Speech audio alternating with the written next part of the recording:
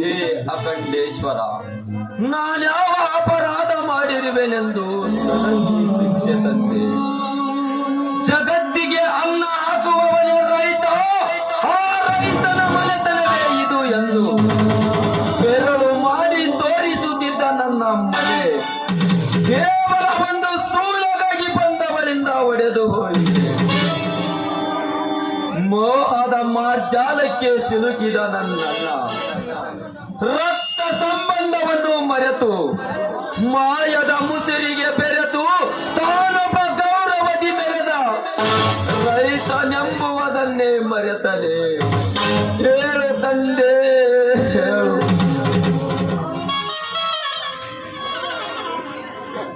ಅಳಬೇಡಿ ಸ್ವಾಮಿ, ಅಳಬೇಡಿ. ವಿಧಿಯ ಕೈವಾಡಕ್ಕೆ ಬಂದಿರೋದ ನಮ್ಮನ್ನ ಇಲ್ಲಿ ಕೇಳುವವರು ಯಾರೂ ಇಲ್ಲ ಸ್ವಾಮಿ, ಯಾರೂ ಇಲ್ಲ. ಹಸುವಿಗಾಗಿ ತತ್ತರಿಸಿದ ನನ್ನ ಕುಮಾರನ ನೆನಪಾಗಿ ಹೃದಯ ಒಡೆದು ನೀರಾಯಿತು ದೀಪ. ದೈವ ಯೋಗವನ್ನು ಗೆದ್ದವರು ಸ್ವಾಮಿ. ಆ ನರತಮಯಂತಿ ಜೀವನ ಚರಿತ್ರೆಯೇ ನಮ್ಮ ಚರಿತ್ರೆಯಾಗಿರುವಾಗ ನಮ್ಮ ಕುಮಾರನಿಗೂ ಆ ಭಗವಂತನ ಕೃಪೆ ಇದ್ದೇ ಇರುತ್ತದೆ ಸ್ವಾಮಿ. ಆ ಗೌರನ ದಮನಕ್ಕೆ. ದೀಪ, ಅಲ್ಲಿ ಕಾಣುತ್ತಿರುವ ಜಂಗಲಿನಲ್ಲಿ ಗುಡಿಸಲು ಹಾಕೋಣ, ನಡೆ. ಆಗಲಿ, ಬನ್ನಿ ಸ್ವಾಮಿ.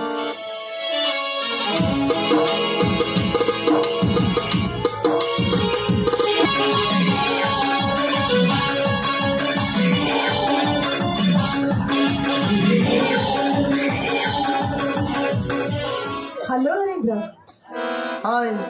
ಅದೇನೋ ಅರ್ಜೆಂಟ್ ಆಗಿ ಫೋನ್ ಮಾಡಿ ಬರೋದಕ್ಕೆ ಹೇಳಿದ್ರಲ್ಲ, ಈ ವಿಷಯ ಯಾಕೆ ಅಂತ ಕೇಳ್ತಲೇ ನನ್ನ ರಾಣಿ? ಹೇಗೆ ನಡೆದಿದೆ ನಿನ್ನ ನಾಟಕ ಮತ್ತು ಅಭಿನಯ? ಅದಕ್ಕೆ ನೀವೇ ಹೀರೋ, ನಾನೇ ಹೀರೋಯಿನಲ್ವೇ?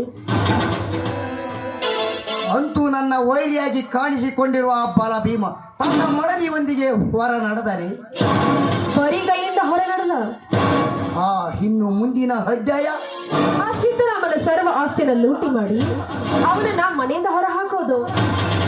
Good idea, very good, very ತುಂಬಾ ಚೆನ್ನಾಗಿದೆ ನಿನ್ನ ಪ್ಲಾನ್. ಅಂತೂ ನನ್ನ ಡ್ರಾಮಾ ಸಕ್ಸಸ್ ಆಯ್ತು.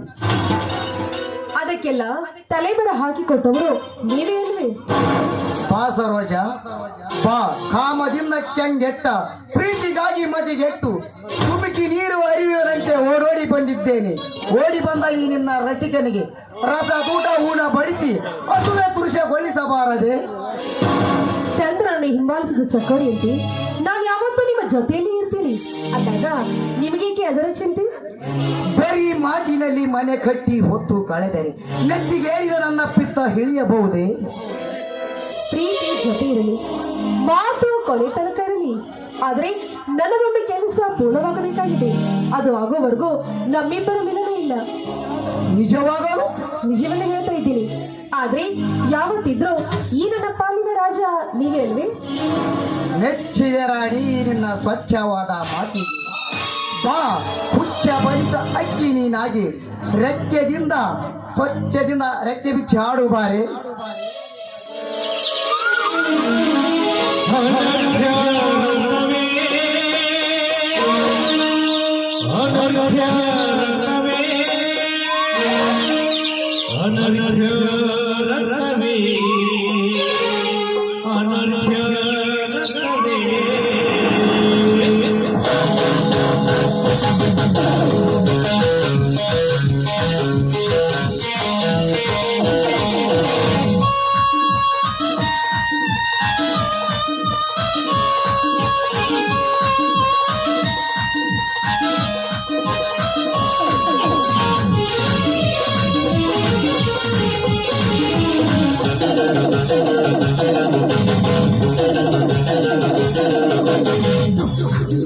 Mira,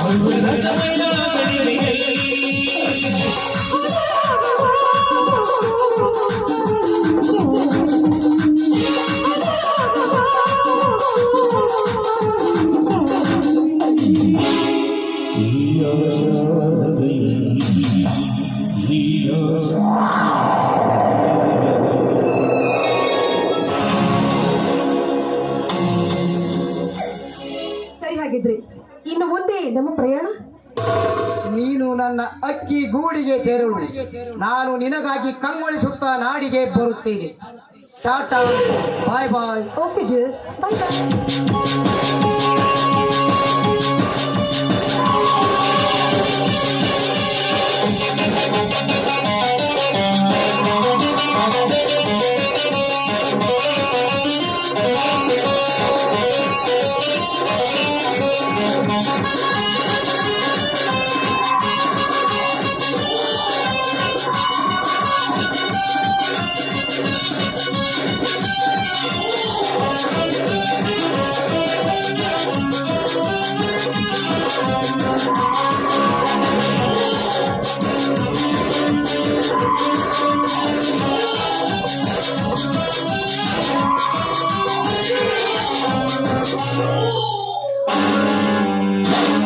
ನಾನು ಹೇಳಿದಂತೆ ಕೇಳುತ್ತಿರುವ ಇದೊಂದು ಹುಚ್ಚು ಹೆಣ್ಣು ಸುಂದರವಲ್ಲ.